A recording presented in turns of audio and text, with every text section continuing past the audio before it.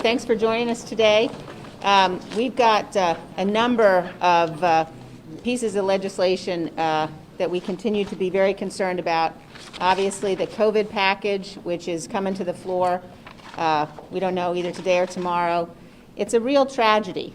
When you look at that package, we know that the result of that package is going to be middle-class tax increases. We know for sure that it includes provisions that are not targeted, they're not temporary, they're not related to COVID, and it didn't have to be this way.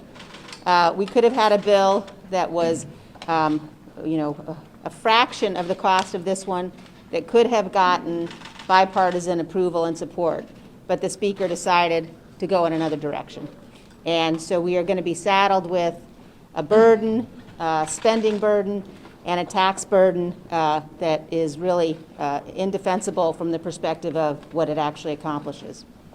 The other thing that we're focused on is what's going on at the border. And I watched this morning, I saw the White House Press Secretary, Jen Psaki, say that she was heartbroken by what's happening at the border. And to that I would say policy has consequences. When you say that you're not going to enforce our immigration laws, when you say that you're not going to build a border wall, it has consequences. And we're seeing the tragic consequences of that right now at the border.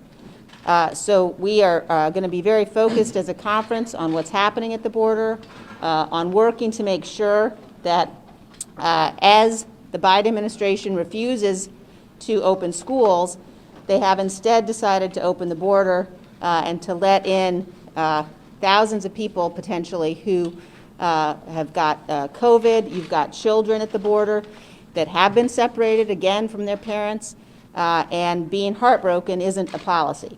So we expect to see action, and the American people expect to see action.